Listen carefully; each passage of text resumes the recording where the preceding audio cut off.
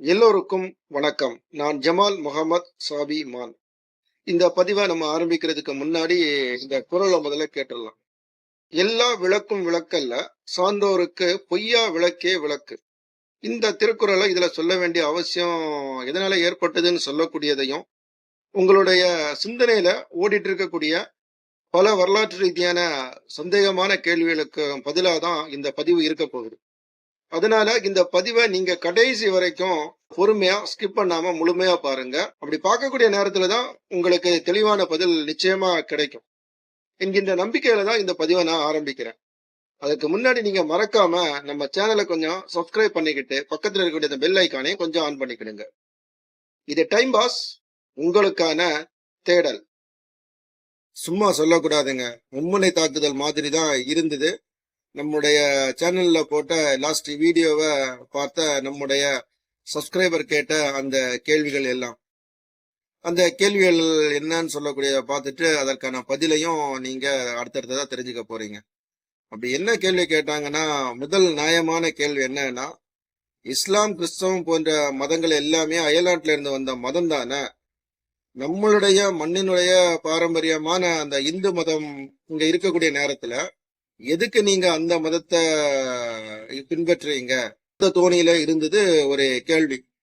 அதாவது இந்தியாவில் இருக்கக்கூடிய இந்து மத புராணங்களை படிச்ச பிறகு நீங்க அயல்நாட்டில் இருக்கக்கூடிய மற்ற மதங்களை படிக்க வேண்டியதான்னு சொல்லக்கூடிய அர்த்தத்துல அவரு கேட்கப்பட்ட கேள்வி ஒண்ணு நியாயமான கேள்வி. அதற்கு அடுத்ததா பாத்தீங்கன்னா, இந்த தர்கா வழிபாடுன்னு சொல்லக்கூடியது ஈராக்ல இருந்து தானே வந்தது, அரேபியர்களுடைய படையெடுப்புக்கு பிறகுதானே இங்க இந்த மாதிரிப்பட்ட கட்டமைப்புகள் உருவாக்கப்பட்டு இருக்குதுன்னு சொல்லக்கூடிய ஒரு கேள்வி. அடுத்தது, 50,000 ஆண்டுகளுக்கு முற்பட்ட வரலாறை கொண்டிருக்குது நம்முடைய இந்து மதம். இப்போ வந்திருக்கக்கூடிய, அதாவது கிபி 7வது ஒரு கிபி 1வது நூற்றாண்டுல வந்து இந்த கிறிஸ்தவ மதத்தை போய் உயர்ந்ததா நீங்க கருதுறீங்களா? 50,000 ஆண்டுகளுக்கு முன்னாடி இருக்கக்கூடிய இந்து மதத்தை ஏன் நீங்க அப்படி இது பண்றீங்கன்னு சொல்லக்கூடிய கேள்விகள். அப்படி உங்களை இந்து மதத்தை பிடிக்காம இருந்தா இங்க இருந்து நேரம் நீங்க இஸ்லாமிய நாட்டுக்கு போக வேண்டியதானே அப்படின்னு சொல்லக்கூடிய ஒரு மிகப்பெரிய நியாயமான கேள்வி. இந்த கேள்விகளுக்கு பதில நீங்க நிச்சயமா தெரிந்து கொள்ளலாம். அப்படி தெரியக்கூடிய நேரத்துலதான் உண்மை என்ன அப்படின்னு சொல்லக்கூடியதையும் நீங்க புரிந்து கொள்வீங்க. இந்த மதத்தினுடைய தொன்மைய எதன் அடிப்படையில நாம நிர்ணயம் பண்ணி வச்சிருக்கோம்னு சொல்லக்கூடியது எல்லாருக்கும் தெரியும். வேதங்கள் அடிப்படையில தான். அதுல எந்த விதமான மாற்று கருத்தும் இருக்க போறது இல்லை. அதாவது இந்த ரிக், யஜுர், சாம, அதர்வன வேதங்கள் அப்படின்னு சொல்லக்கூடியதுதான் அது. இதனுடைய காலகட்டம் அப்படின்னு சொல்லி நம்ம பார்த்தோம்னா, கிமு 1500 இருந்து 500 இந்த இடைப்பட்ட காலத்துலதான் இந்த வேதங்கள் தொகுக்கப்பட்டு இருக்குது. அதற்கான சட்டத்திட்டங்களும் வரையறுத்திருக்காங்க. அதுவும் சமஸ்கிருதம்னு சொல்லக்கூடிய மொழியில் தான். இந்த இடத்துல நிச்சயமா நமக்குள்ள ஒரு கேள்வி வரும். அப்படி பார்க்கக்கூடிய நேரத்துல இவர்களுடைய வருகைக்கு முன்பு, அப்ப இந்த நிலப்பரப்புல வாழ்ந்த மக்கள் எந்த மாதிரியான ஒரு வாழ்வியலை பின்பற்றி வாழ்ந்துட்டு இருந்தாங்க அப்படின்னு சொல்லக்கூடிய கேள்வியா தானே அது இருக்கணும்.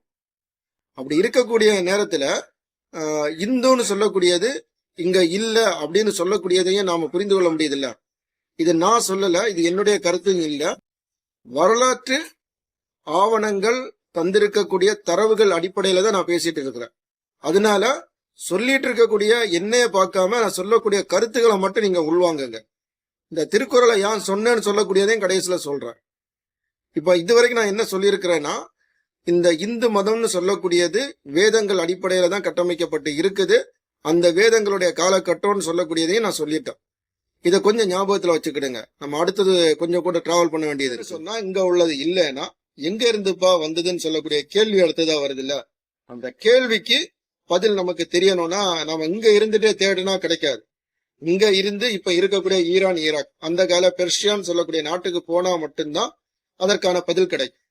அந்த நாட்டுலதான் அந்த காலகட்டத்துல ஹிந்துன்னு சொல்லக்கூடிய சொல்ல வந்து மக்கள் பயன்படுத்தி இருக்காங்கன்னு சொல்லக்கூடியதை தெரிந்து கொள்ள முடியுது.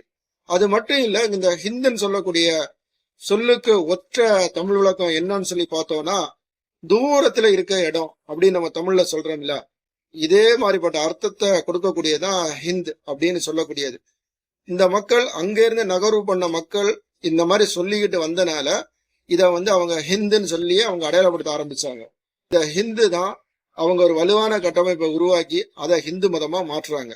அப்போ ஹிந்து மதம்னு சொல்லக்கூடியது எங்க இருந்து வந்தது? இதுவும் அயல்நாட்டுல இருந்து வந்த மதம் தான். இது ஏன் அங்க இருந்து இங்க வந்ததுன்னு சொல்லக்கூடியதுக்கு ஒரு மிகப்பெரிய காரணம் இருக்குது. அது தேவைப்பட்டுனா நம்ம தனியா தான் அதை நம்ம பேசணும். ஏன்னா ஒவ்வொரு சப்ஜெக்டும் பெரிய பெரிய சப்ஜெக்ட். இப்போது நீங்க கேட்டது ஹிந்து மதம் தாய் மதம்னு சொல்றீங்க. அப்ப அந்த ஹிந்து மதம் தாய் மதம்னு சொன்னீங்கன்னா இந்த ஹிந்துன்னு சொல்லக்கூடிய வார்த்தையே அந்த கால பெர்ஷியால இருந்து வந்திருக்கு. அப்ப எப்படி இந்த நிலப்பரப்புல இந்த ஹிந்து மதம் தாய் மதமா இருக்கும்னு சொல்லக்கூடியதான் அந்த கேள்வி. இப்ப புரியுதா? இந்த ஹிந்துன்னு சொல்லக்கூடியது இந்த நிலப்பரப்புல உள்ளது இல்ல அப்படின்னு சொல்லக்கூடியது. உங்களுக்கு இதுல சந்தேகம் இருந்தா நீங்களும் தேடி பார்த்து அந்த டேட்டாவை கலெக்ட் பண்ணிக்கிடுங்க. எனக்கு கிடைச்சது நிச்சயமா உங்களுக்கும் கிடைக்கதான் செய்யும். அதனால நீங்களும் தேடி படிங்க. படிக்கக்கூடிய நேரத்துலதான் எது உண்மை எது பொய் அப்படின்னு சொல்லக்கூடியது உங்களுக்கும் தெரிய வரும். நீங்க சொல்லக்கூடிய அந்த கருத்துல எவ்விதமான முரண்பாடையும் நான் கற்பிக்க போறது கிடையாது. காரணம், இஸ்லாமா இருந்தாலும் சரி கிறிஸ்தவமா இருந்தாலும் சரி அயல்நாட்டுல இருந்த அந்த மதம் தான். அதுல எந்த விதமான மாற்று கருத்தும் இங்க கிடையாது. அதே மாதிரிதான் நீங்க சொல்லக்கூடிய அந்த இந்து மதமும் அயல்நாட்டுல இருந்து வந்த மதம் தான் அப்படின்னு சொல்லக்கூடியதையும் நீங்க ஏற்றுக்கொள்ளதான் செய்யணும். அத என்னுடைய கருத்தாட்டு இல்லாம அந்த தரவுகளை நீங்க படித்த பிறகு நீங்க முடிவு பண்ணிக்கிடுங்க. நீங்க பின்பற்றிட்டு இருக்கக்கூடிய இந்து மதமும் அயல்நாட்டுல இருந்து வந்த மதம் தான் அப்படின்னு.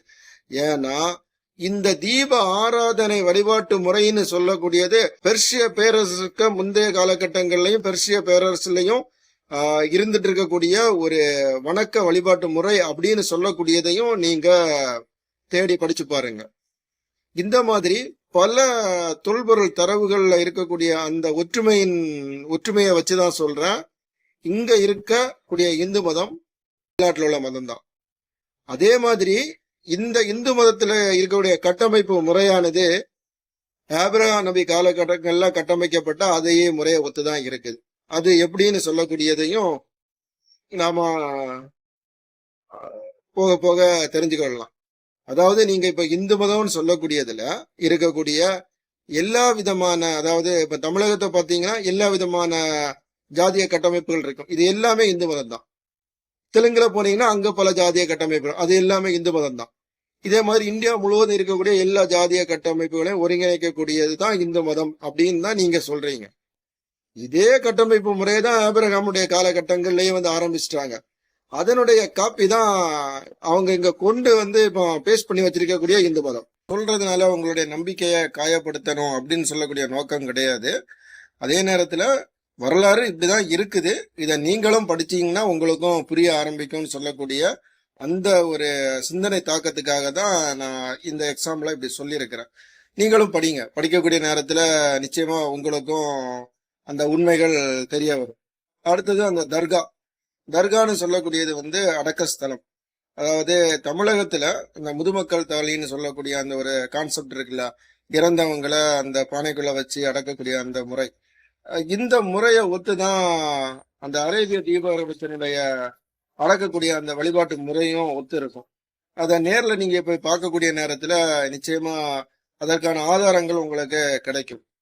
அதை பற்றி நம்ம தனியா பேசலாம். அப்போ தர்கான்னு சொல்லக்கூடியது ஏற்கனவே இங்க தமிழகத்துல பண்ணிட்டு இருக்கக்கூடிய அந்த இறந்தவங்களை மண்ணுக்குள்ள பச்சு அடக்கக்கூடிய அதே முறை தீபகற்பத்திலையும் இருக்குதுன்னு சொல்லக்கூடியதுக்கு அடையாளமா தான் இந்த கபர்சான்கள் இங்க கட்டமைக்கப்பட்டு இன்றைக்கு வரைக்கும் பாதுகாக்கப்பட்டு இருக்குது. அப்போ இறந்தவங்களை எரிக்கக்கூடிய வழிமுறை எங்க இருந்து வந்ததுன்னு சொல்லக்கூடிய கேள்வி இருக்குல்ல, அதுக்கும் பதில் இருக்கதான் செய்யுது. எல்லாம் வரக்கூடிய நாட்கள்ல நாம பதிவுகளை தேடுவோம், படிப்போம், பேசுவோம். மீண்டும் அடுத்த ஒரு நல்ல பதிவுல நாம் சந்திக்கலாம். அதற்கு முன்னாடி இருள் நிறைந்த நாம படிக்க முடியாத பல பக்கங்களை நம்ம படிக்கிறதுக்கு பதிலா வெளிச்சத்துல இருக்கக்கூடிய பல பக்கங்களை தொடர்ந்து நம்ம படிக்க ஆரம்பிச்சோம்னா நம்மை சுற்றி இருக்கக்கூடிய இந்த மூட பழக்க வழக்கங்களையும் சிந்தனை மடைமாற்றத்தையும் எளிமையான முறையில கண்டறிந்து அதை உடைக்கக்கூடிய அந்த அந்த எண்ணங்கள் நமது சிந்தனைக்குள்ள ஏற்படும்னு சொல்லக்கூடிய இந்த சிந்தனை தாக்கத்தை இந்த குரல் எனக்கு கொடுத்தனாலதான் இந்த வரலாற்று சம்பவத்தை பேசக்கூடிய நேரத்துல அந்த குரலை நான் அதுல சொல்லியிருக்கிறேன். உங்களுக்கும் இந்த குரல் வேற ஏதாவது ஒரு வகையில கம்பேரிசன் பண்றதுக்கு உதவியா இருக்கும்னு சொல்லக்கூடிய நம்பிக்கையும் இருந்த காரணத்துலதான் இந்த குரல் இதுல பதிவு பண்ணியிருக்கிறேன். அது மட்டும் இல்லாம சொல்லிட்டு இருக்கக்கூடிய இந்த தகவல்ல நீங்க முழுமையா கேட்ட பிறகு உங்களுக்கு இந்த சிந்தனைகள்லாம் வந்திருக்கா அப்படின்னு சொல்லக்கூடியத கொஞ்சம் ரிவைண்ட் பண்ணி பாருங்க. இஸ்லாமிய கிறிஸ்தவ மதங்கள் எப்படி அயல்நாட்டு மதங்களோ அதே மாதிரிதான் இந்து மதமும் அயல்நாட்டு மதம் தான். இந்து என்ற சொல்லானது இந்த நிலப்பரப்புல உள்ள சொல்லு கிடையாது. அது பெர்சியான்னு சொல்லக்கூடிய நாட்டுல இருந்துதான் இங்க கடனா பெறப்பட்ட ஒரு சொல்லுதான் ஹிந்து.